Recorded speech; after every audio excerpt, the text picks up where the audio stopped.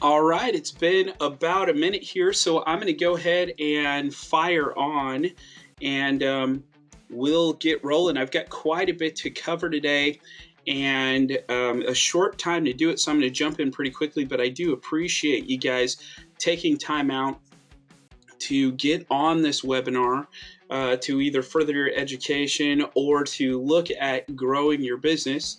And I want to be respectful of your time. So I'm going to jump all the way in. And you guys who know me know that I like to start these out and at the very beginning, just talking a little bit, giving just a touch of backstory. There's always invariably guys that are on who have never gone through like baiting program stuff, who are not familiar with this, all that kind of stuff. So just really quickly, I'm just going to kind of review before I jump into the meat here really quickly. But my name is Sheldon Dillingham. Together with my wife, my beautiful wife, Tashina Dillingham, we're the owners of Avitrol Corporation, bought the company, just under 9 years ago or so. And we have revamped the company from the ground up to be geared towards support and training. So our organization is comprised heavily of sales and support teams, and the teams are structured and motivated to help service providers win bird contracts. That's what we do. So when you win, we win. That's essentially how this works. I am passionate about helping your business grow. Our team is passionate about helping your business grow. And so that's what I want to do. I'm going to try and take some time today and try and bring some value to you. And hopefully we can help you get some closed bird jobs.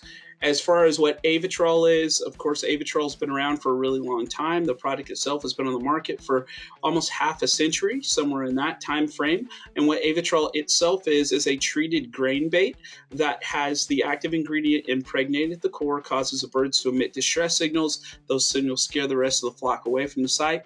And that flock that gets frightened away, when the job is executed properly, will never return to the site. Now, the biggest deal here, and those of you guys who've been using and working directly with us, a lot of you guys are, know that our treatment goal is no kill across the board. So every single job situation, as we go through it, we always scope these for no kill, and we are able to execute a lot of these jobs with absolutely no kill in very sensitive situations. It's funny, I just got back into town from teaching another one of the certification classes here, and one of the guys that was in the class said something funny. He said, "Man, I remember the good old days back when I used to be able to grab a handful of some Avitrol and throw it out the truck window at the site."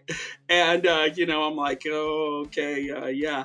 That's the reason why we have the certification training. But those days, and that's not just with Avitrol, that's with a lot of pesticides in general, that's long gone, right? The times have completely changed.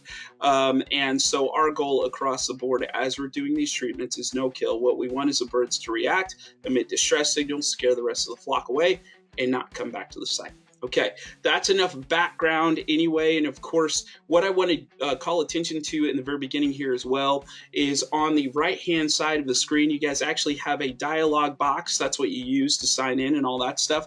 And there's an area in there where you can ask questions. Now, I always tell all of my classes, and I don't even remember, I think we've trained something like 1,500 or so guys this year. I always tell all of my classes, look, there are no stupid questions. Chances are, if you have the question, someone else in the room, someone else in this particular session actually has that question. Please feel free to answer it. That's the way, or to ask that question, type that question in the box as we go throughout. That's the way that I'm able to help bring additional value to you and address concerns that you might have that someone else may have. So please feel free to take time, ask those questions. When I get to the end, I'll do a live question and answer session and go through some of those questions. All right, so what is the goal for this particular session? Our goal is to help you win contracts through the end of the year and through Q1 of next year. So in this session, we're going to talk about some of the types of opportunities we're seeing close right now in the month of December, and what we see closing throughout Q1 that we've got confirmation of closing throughout Q1. And the overarching goal here essentially is to get you guys ready in 2020 to help you crush your annual revenue goals. I'm talking to a lot of teams right now that are coming back and they're saying, "Man, we just saw our budget for bird and it looks huge, or our goal for bird is huge," that kind of thing. we want to help you guys get there. We want to help you crush your goals. So whether or not you're talking about, you may be a small business owner that's on here and you want to, grow your team and you want to crush your personal goals, right? You might be a district manager, territory manager. You might be, sales development manager. Wherever you fall in here, essentially what I want to try and do is give you some things, hopefully to help you crush your revenue goals for bird control in 2020. So first of all, I want to take some time and talk about what we see closing right now, the types of opportunities that we see closing right now. And there are three big ones that are sticking out to us like a sore thumb right now. One of which is outdoor shopping centers. And particularly what we're dealing with are pigeons, sparrows, and grackles. Those of you guys who are in Texas, Louisiana, Mississippi, Alabama, Florida, in those regions, you guys are dealing with a heavy influx, of course, of grackles currently. In fact, I call the state of Texas kind of the epicenter of grackle activity right now. And it's not something where it's like, oh man, I walked outside and I saw 20 birds. These will be situations where you have these massive shopping centers and you'll have 2, 3, 4, 5,000 birds that are out there all over the top of the shopping center, all over the gas station awning, the power lines, the billboard right there, all of the above, right? They're just completely covered up. And at the same time, during the season, now some of you guys, I am going to mention this too, some of you guys do not have seasonal fluctuation, right? So some of you guys who are maybe out in California or maybe in like South Florida or something where you're really not seeing a whole lot of temperature fluctuation, all of the bird opportunities are open essentially all the time. These are three that we're seeing right now, particularly in areas where there's significant fluctuation of weather, and that does cause some of the migration of birds and some things like that, right? Or that's a big part of the migration. I'm not going to go into all the details on habitats and habits. There's a whole other course for that. But essentially pigeons, sparrows, and grackles, we're seeing a lot of activity there. And there's a lot of opportunity in outdoor shopping centers currently.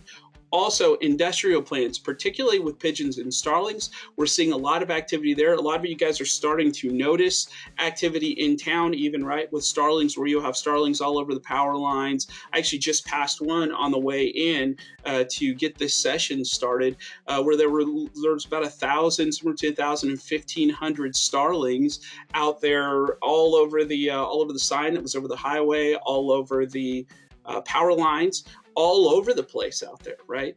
And a lot of these industrial plants are dealing with these types of scenarios, especially too, it's starting to get cold, right? So pigeons are looking for somewhere warm. A lot of times the industrial plants are providing, remember the three things that anything needs to survive: food, water, and harborage. All three of those things are there and plenteous at a lot of these industrial plants, particularly ethanol plants and places like that, where you've got a lot of byproduct, you've got a lot of wet cake that's down there on the ground, et cetera, et cetera.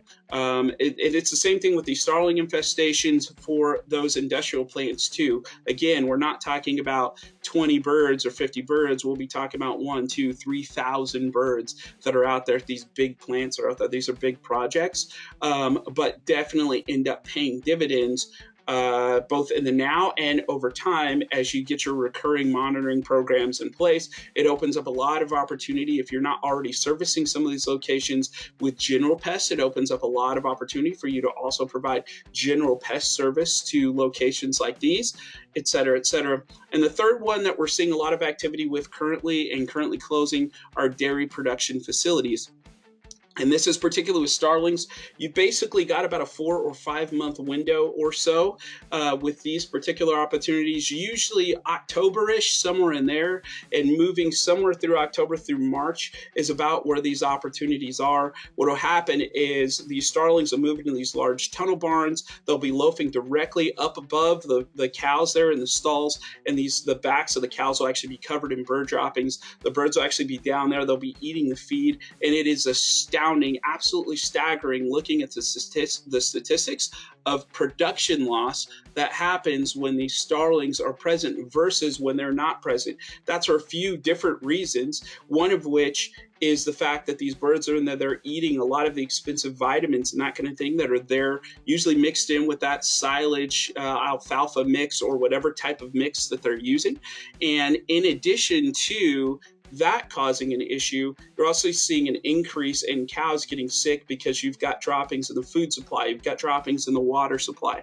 Remember, bird droppings contain a heavy content of uric acid too. So if those cows are sitting out there and they've got, droppings all over their back, they actually are being exposed to uric acid as well directly on that skin there, right? Directly on that hide. And that is a big issue, right? So we see significant influx of birds. And so, again, all three of these types, I mean, some of these are smaller infestation, but the majority of them are pretty good size infestations. So the types of jobs that we're seeing with dairies, for instance, will be things where you've got, low side 1,000 birds. And I mean, ticks all the way up to, I remember one last season, USDA came out and officially surveyed it at 1 million birds.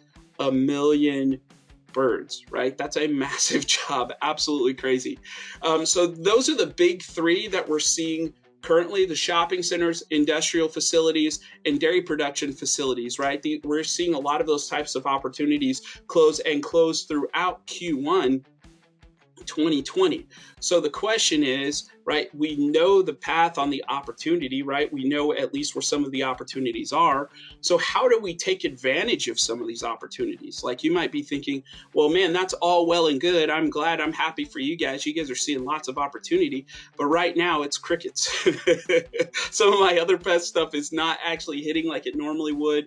Things are a little bit colder. There's not as much insect activity, or maybe I'm not seeing quite as much rodent activity as I have in past years or whatever. Or maybe you might be in the position where you're trying to avoid doing other services that are non-pest related during this time frame, just trying to get in some additional revenue, right? So let's talk about these opportunities really quickly and talk about some things to kind of help you out with those opportunities. Again, a way to help bring some value. And again, as I cover these, of course, it's not going to be comprehensive.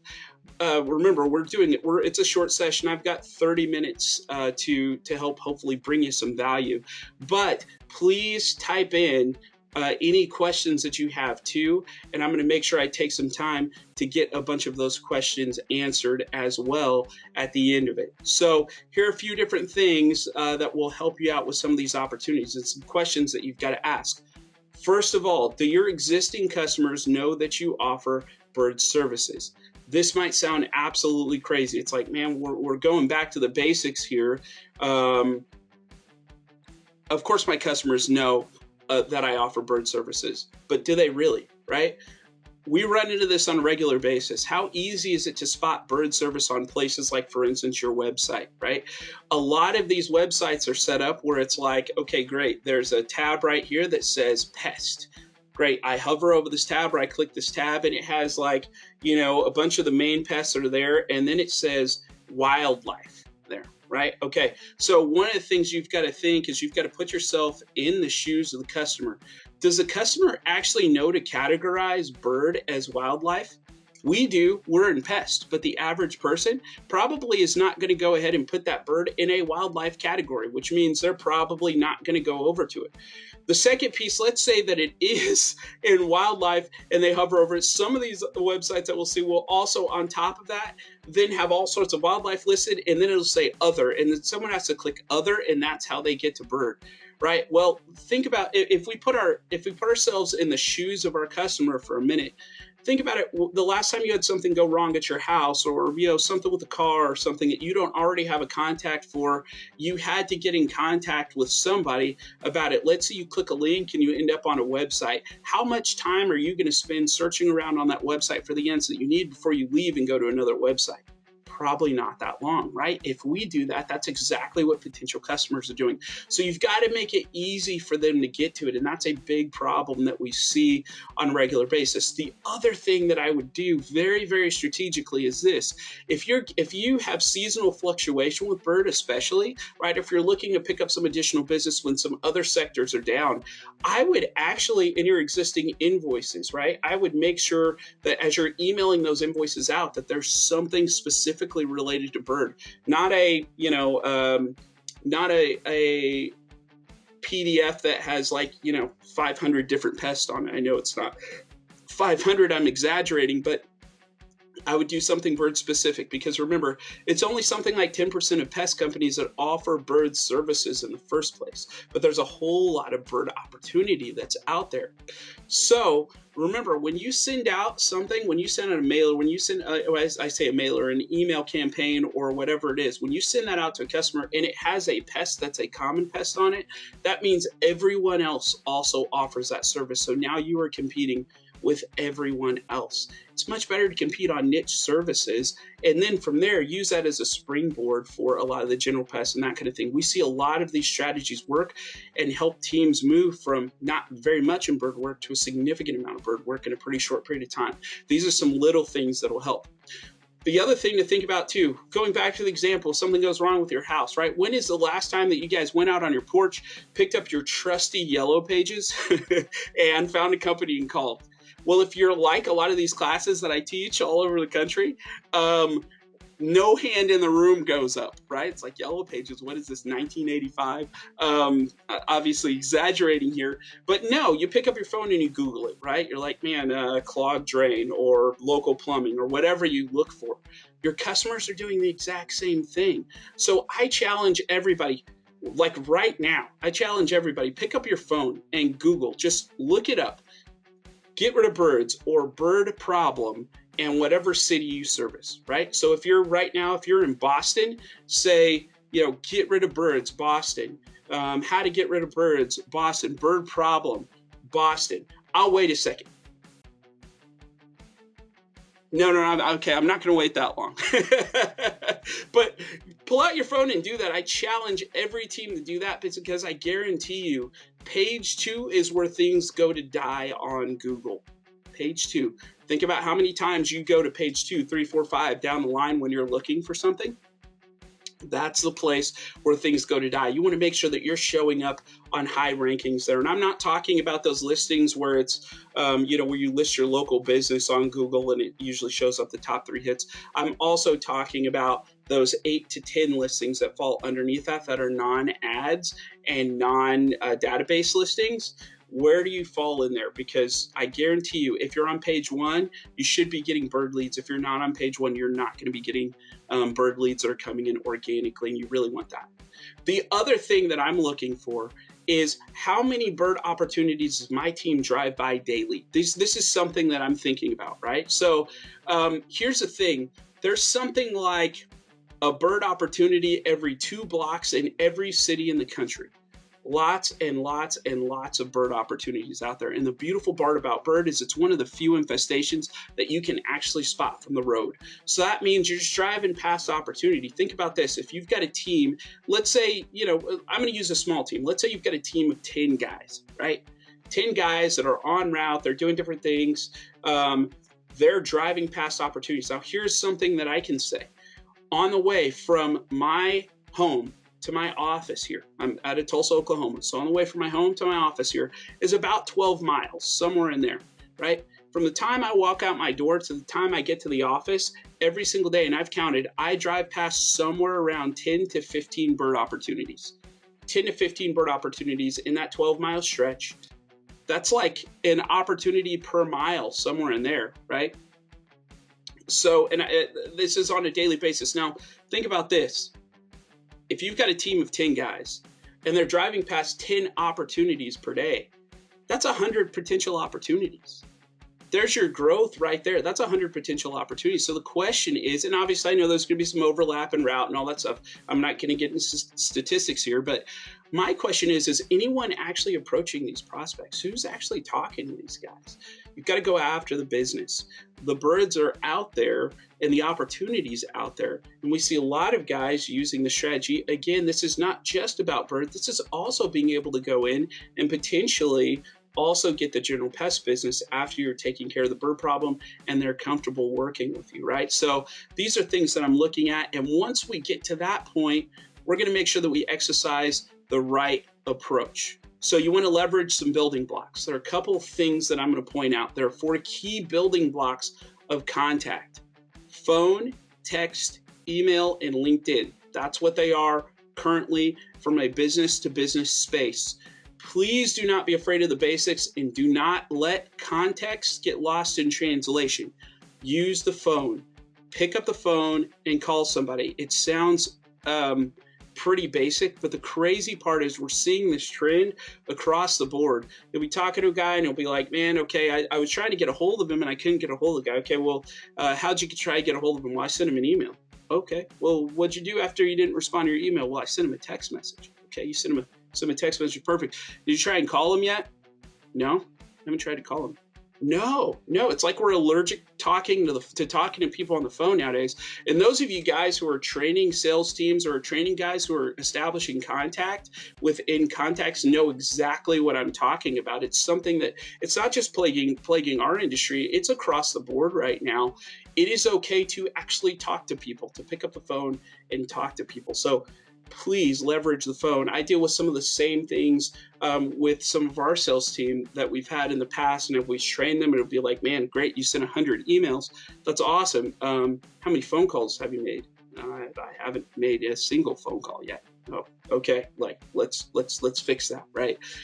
So phone is phenomenal. Text is another phenomenal medium. And I would say right now, if you've got clients and you have their cell phone numbers, I would leverage a texting program like Textedly or something like that so that you can actually text out promotions or text out what to look for. The cool part is you can send pictures and other things like that as well too, so if you, and so much of this is just being smart about the way that you're actually going to push bird services. But if you've got scenarios where, let's say you're seeing starlings at industrial plants and you know that you already have 20 industrial plant clients, that might be a good one to actually go and text out a picture of what a plant looks like infested with starlings and ask whether or not they've seen it, because they might just reply to you saying, yeah, I've got that problem, right? So you can kind of weed down or weed out, rather than going after everybody, weed out the people that you can tell actually do have a problem, right? Of course, there's email, as there has been, and the fourth building block is LinkedIn. LinkedIn is absolutely incredible. 500 million users. LinkedIn should probably pay me a commission, checks in the mail, for the amount of promoting of LinkedIn that I do to teams. But we are seeing some absolutely incredible things from LinkedIn, real conversions. Now, here's the thing that's not going to happen. Like, you're not going to get on LinkedIn, establish contact, and then get somebody to give you a credit card for the job over LinkedIn, right? So it's about managing expectations, but it is a way to make a warmer contact. I'm not going to go into a whole lot of depth and strategy on that side of it, but phone, text, email, LinkedIn are the four pillars of contact. And then the other thing I'm going to mention is don't be afraid to stop by the location to speak with the key contact as well. So if you're driving past the location, it may be worth taking time to stop in and talk to them. From there, we've got to make sure that we exercise the next steps. The next steps are absolutely critical. So what we're going to do next is we're going to make sure we get something in their hands. Think about this. When you're standing at the checkout counter at the store, there's a reason why there's those Reese's peanut butter cups, right? Or the Hershey's bar sitting right there, because they want you to make a decision and go ahead and put that in your bag and say, this is going to be delicious, right? Your prospect is not going to get any warmer with time. Time has a tendency, unfortunately, time before you get something in their hands has a tendency to make deals cold or to kill deals altogether, right? So if you are talking to someone about an issue, I would work as hard as you can to get a quote for service in their hands the same day that you talk with them. And here's what I will tell you. If you cannot get a quote for service in their hands, what I mean is, if you can't get them a number the same day that you speak with them, your system is too cumbersome. That may strike some people as odd. They may not like it, whatever it is. I am telling you, though, from what we're seeing, the companies that are very, very good at getting these turnarounds are able to get a quote in the customer's hands or get their customer a number the very same day that they talk with them. You don't need a lot of information for a ballpark figure. All you need is a location of service, a bird type, so pigeon, starling, sparrow, whatever it is, and a rough estimate of the infestation size to provide them a number. You don't actually have to be out there surveying for 4 hours before you provide them a number. And again, I'll repeat myself here because this is really important. If the system that you're using currently right now, if the process that you have in place can't provide them with something the same day, then the process is too cumbersome. This is something you can get in there and you can put a question in there or something like that, and I can talk through. We've got some systems that actually help with that, but we turn around, and you'll know if you work with us already, we are able, our team on this side is able to turn around quotes in about 10 minutes based on those 3 key pieces of information. So again, this part is really important. And from there, after we get something in their hands, we just want to make sure that we follow up, because that's what closes deals. So make sure you set up the next with them once you provide the quote, right? So one, when does the contact expect to have an answer? Here's one mistake that we see guys making on a regular basis. They'll talk to a customer. Customer will say, hey, yeah, we're interested. You know what they'll do? They'll go ahead and they'll just send a quote off via email, and that's what they'll do. They'll just send the quote via email. And then they'll wonder why they never hear anything back from the customer, right? Because they don't actually know what the objection is from the customer. And we always want to make sure that we know if there is an objection. We want to make sure that we know what that objection to the service actually is in the first place. So we want to make sure that we set up the next when we provide them with a quote. When does the contact expect to have an answer? Right? We want to know that. We don't want to just leave it open-ended. So if I'm talking to the contact tells me something like, man, okay, great. I'm going to go ahead and take a look at it and get back to you. Perfect. No big deal. Here's what we're going to do. You mind if I give you a call back on Tuesday?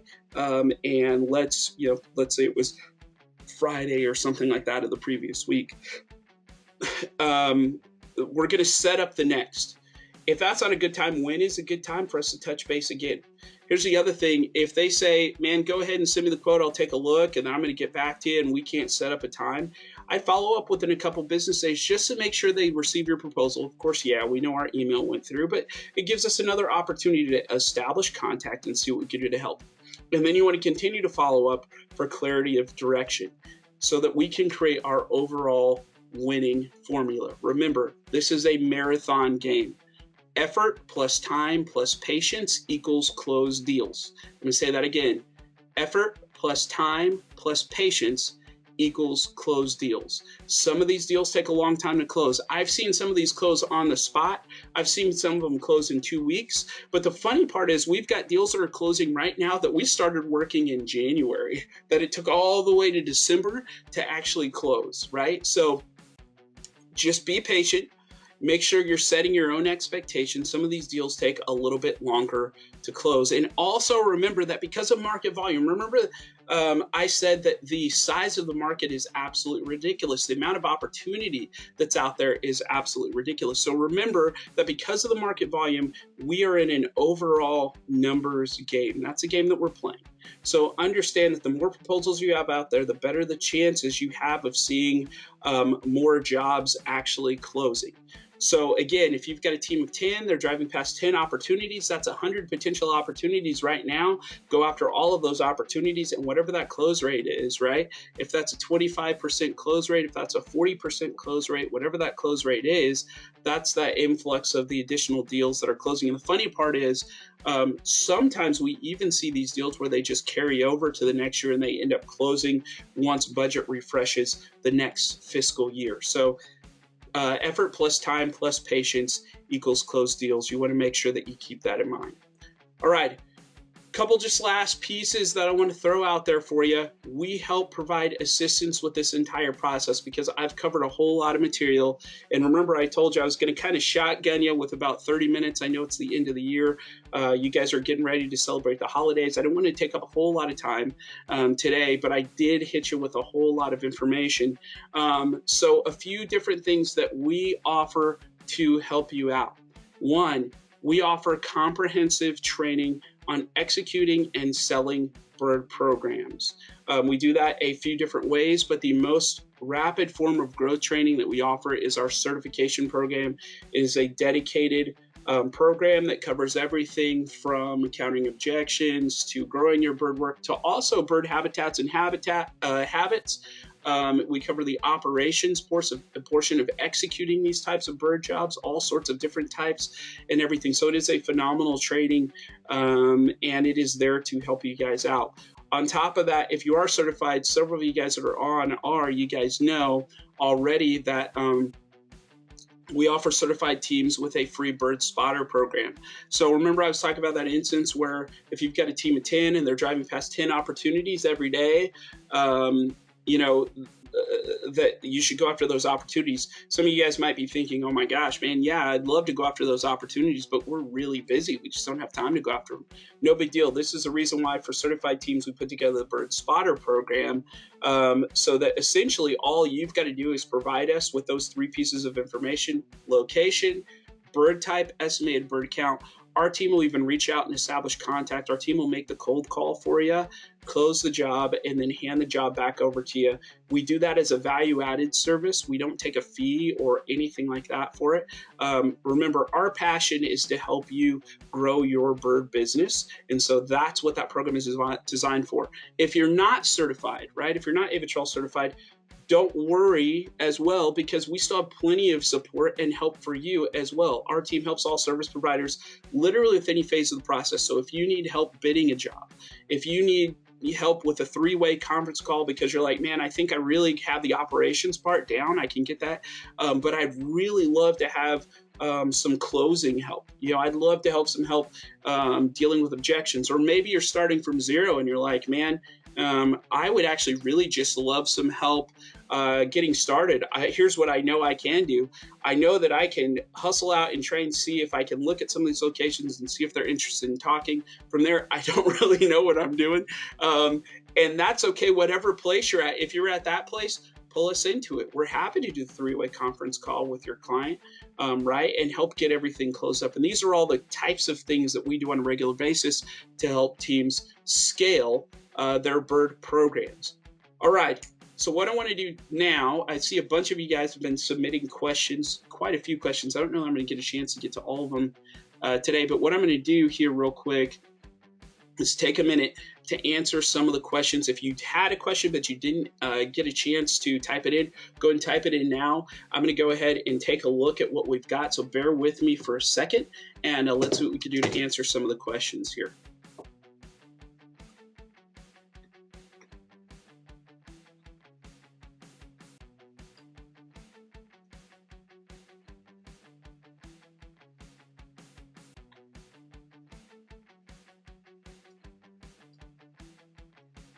All right, let's see here. Mark's got a question in here, and he's asking, what about opportunities in Canada? Is there opportunities for training in Canada? Yes, the certification program, training, all of the above. We do offer training there up in Canada. In fact, I was actually in Gasoline Alley there in Alberta sometime last season, actually helping out from that standpoint as well. So yes, we do have opportunity. We can talk offline about that. No big deal. But yeah, we'd love to talk through some of the training stuff for you as well for the team. Let's see here. What else do I have? All right, I've got Daryl. Daryl's asking, who do I talk to at a shopping center? I approached the store bird issues in the shopping center and got nowhere. And we run with some of this type.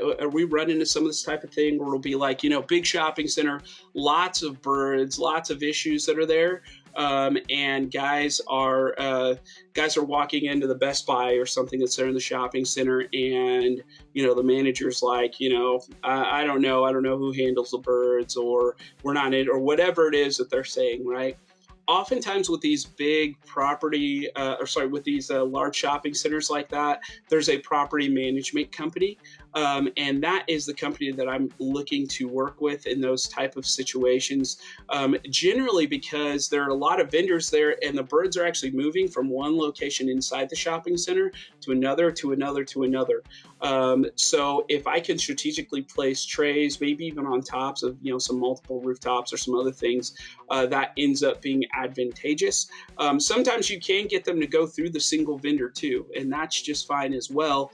But again, this is something where I've got limited time and I can talk, but I'm going to give you guys just some pieces here. But of course, we can go into more depth with any of the issues that you guys are having as you go throughout the process here. Let me see who else has an issue here. Hold on one sec. reading through.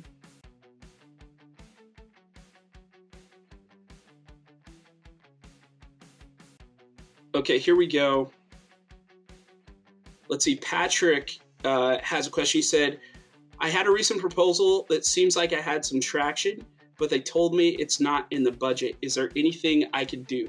Man, I'm really glad that you asked that question, Patrick, because that's a pretty common one that guys will run into, is a scenario where, you know, they'll propose it and all that stuff. And the guy's like, man, hey, we know we have a problem. We'd love to get rid of the problem. We've dealt with the problem for years, but it's not in the budget. What do we do? Okay.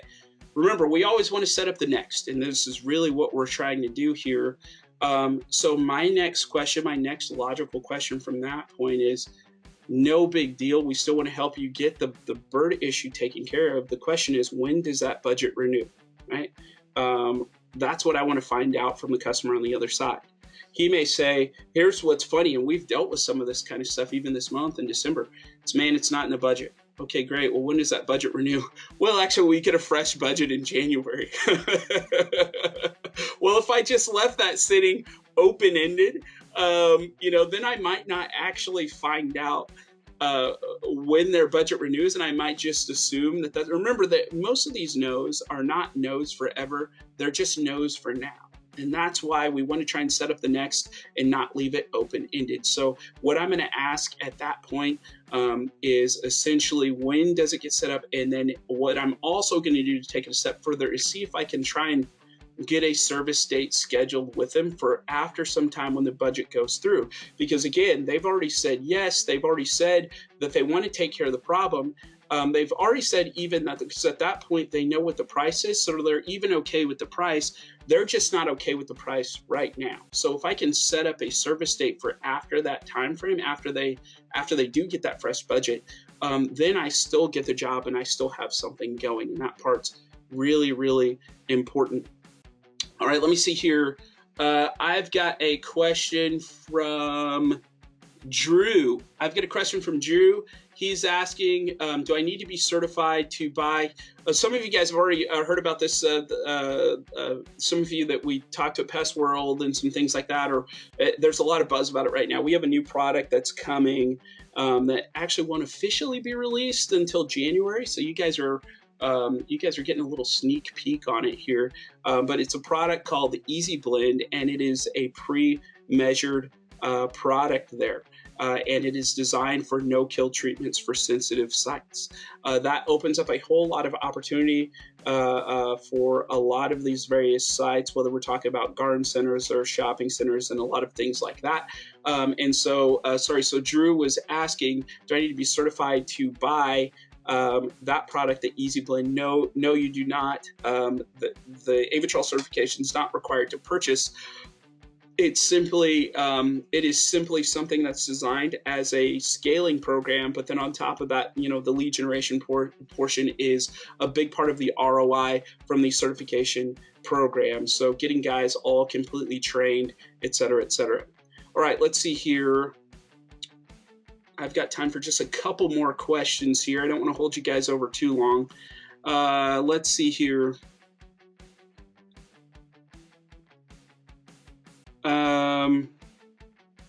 Antonio, I've got a bunch of questions here, so I'm just kind of getting through some of them. And what we will do is we'll reach back out and make sure that we answer any questions that we didn't get to as well. So if your question doesn't get answered on air, don't be afraid. We'll still make sure we get back to you on it. But let's see here. With some of these large chains, Antonio's asking me, with some of these large chains, I've gotten back that all the proposals go through corporate. And my contact, they'll send it up the chain, and he'll either never hear anything back, or he'll hear a no instead. One of two. How do I deal with that? How do I overcome that? So here's the main thing. We have got to make sure that we're talking to the right contact on the other side. We've got to make sure that we're talking to the right contact on the other side. So if we're talking to a store manager, right, and maybe multiple stores that we've dealt with are giving us the same thing, well, no, that goes through corporate. Then my next question is, Who's the contact at corporate? Who should I actually talk to? Is there a phone number? Is there an email address? Really, I want both a phone number and an email address. And then what I might recommend as well is if this is a chain, which that's always what it's going to be. If it's a, if it's a big corporate company, if they've got multi-locations, I would actually look at multi-locations, confirm with the stores that they have a problem. And then I would approach that contact with, hey, I've actually got 3 stores in my area or 5 stores in the area that are having an issue with these types of bird issues. They're interested in taking care of the problem.